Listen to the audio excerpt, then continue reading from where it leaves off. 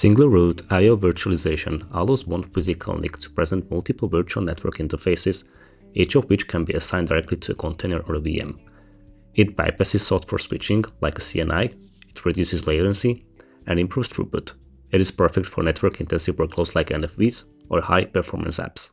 My goal for this video is to show you how you can configure SR-IOV in Kubernetes and offload the networking overhead to a NIC directly.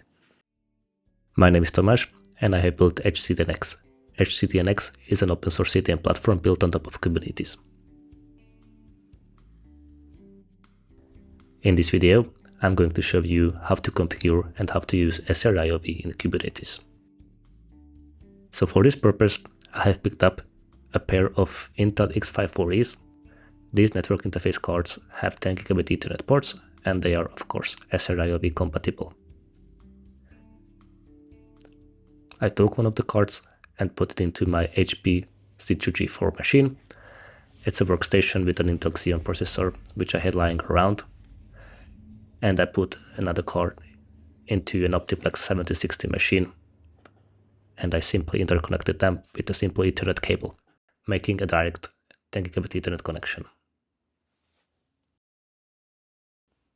Once the cards are installed, you can check if your operating system was able to pick up this card. First of all, I've checked if the driver is loaded. This card is using ISGBE driver, and if I run lspci, I can see that the interface card is present, and I can see the two ports with 10 gigabit speed attached by the X540. If I took a look at the IP link output, I can see that the interfaces are present.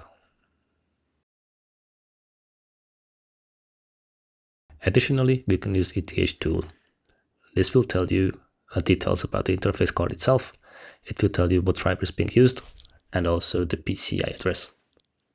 To enable virtual functions, you have to set the SR-IOV num-VFS setting in the sysconfig, and you can do it by simply writing number 8 into sys/net ens4f0 device SR-IOV underscore num-VFs. This will allocate 8 different virtual functions for this network interface card. Now let's take a look at the IP link output again. And if I zoom out a bit, we can clearly see that there are now 8 virtual functions allocated with this card. So to continue, first we have to install the SR-IOV network device plugin. This plugin is responsible for discovering and presenting the virtual functions available to the kubelet. So the Kubernetes will be able to use those as resources. To deploy this plugin, go to the deployments page, find the SR-IOV DP daemon set, and take this file and apply it to your Kubernetes cluster.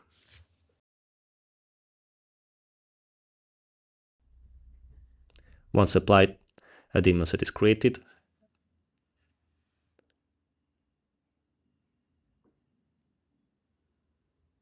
As you can see, the daemon set is present, but it's not active yet. Let's take a look at the pods, and we can see that the device plugin is still in container creating state. Looks like something is wrong, so let's debug what's going on. The pod is still in pending state, so let's take a look at the details by running the scribe, and it fails because it's missing a config volume. The configuration SR-IOV DP config is missing, so we have to create this first.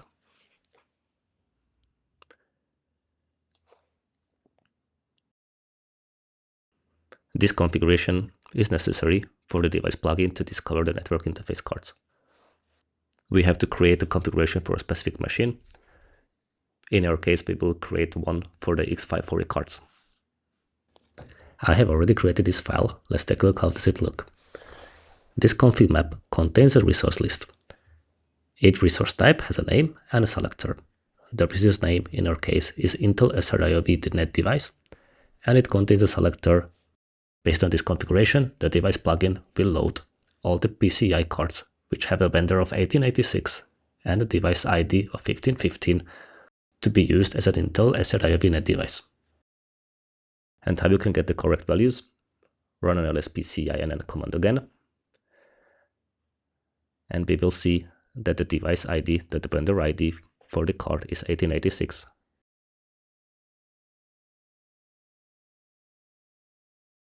And the device type is 1515. To find out which driver is responsible for managing this virtual function, let's run the ETH tool again. And we will get the driver information as well. In our case, it is ISGBVF. Yeah, now let's apply this configuration.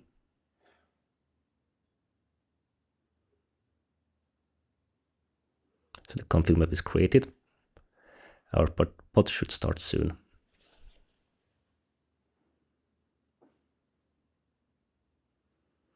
It can take a couple of seconds, so it is better to delete the pod and recreate it.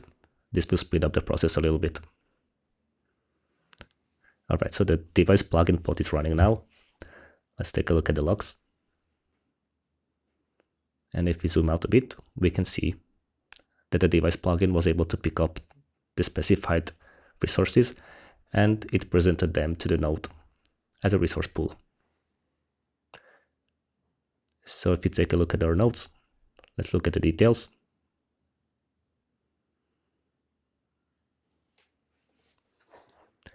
Now we can see that the node has an intel.com/Intel SR-IOV net device resource type available with a maximum capacity of 8.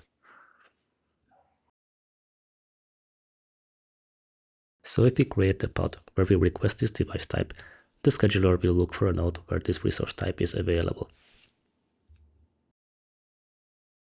In the next step, we will be installing Multus CNI. Multus is a meta CNI which is capable of injecting multiple network interface cards into a pod.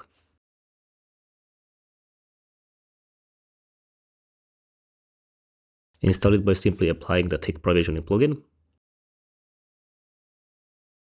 and apply the manifest based on the documentation. This will deploy Multus and the custom resource definitions.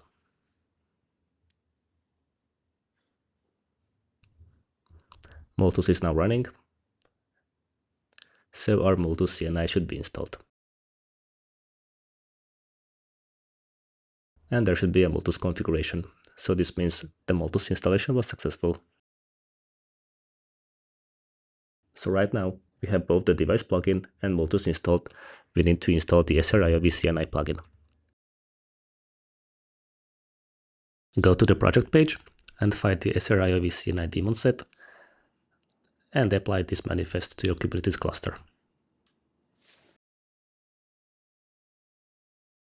Once applied, a daemon set will be created, which will simply install the SR-IOV CNI plugin.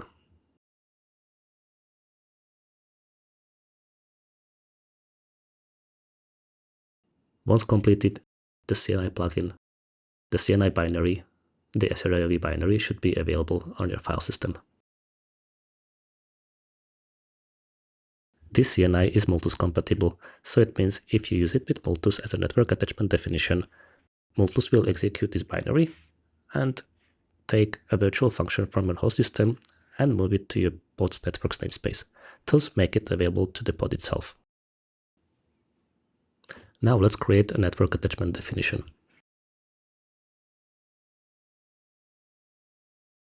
In the network attachment definition, we specify a resource type, which is intel.com Intel SR-IOV net device in our annotations, and we invoke the SR-IOV plugin type.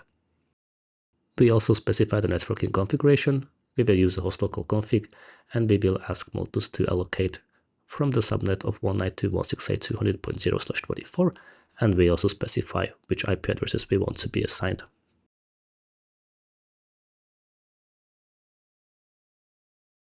Since the network attachment definition is namespaced, we will be applying this resource in the EdgeCDN-X cache namespace.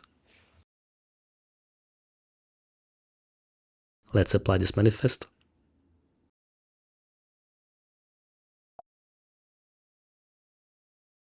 And let's see if it was applied successfully.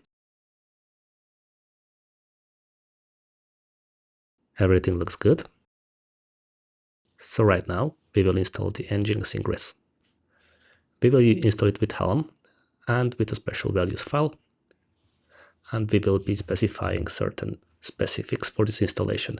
First of all, we want to specify an annotation of kds.v1cnicncf.io/networks with a value of SR-IOV X540. This will tell Multus to inject the SR-IOV X540 network attachment definition into the pod.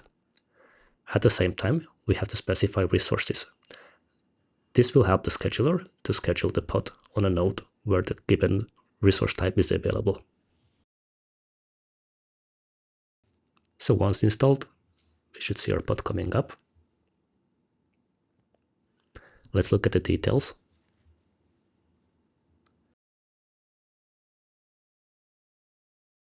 Let's look at the details with the describe.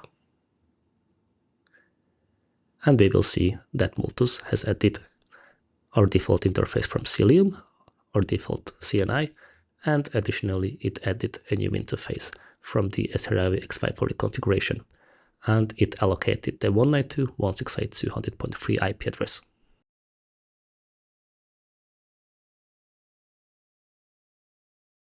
Now let's exec into the pod itself.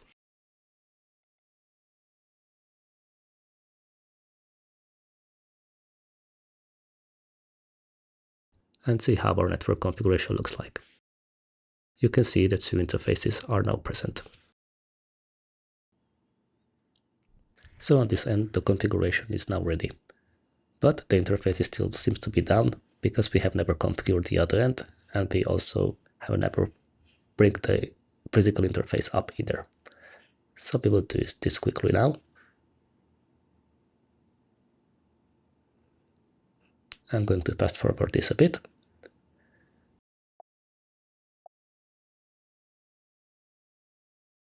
Once the network is configured on both ends, I have just started a quick Apache benchmark test. And as you can see, our networking is now reaching around 9 gigabits per second, to saturating the direct link between the two machines.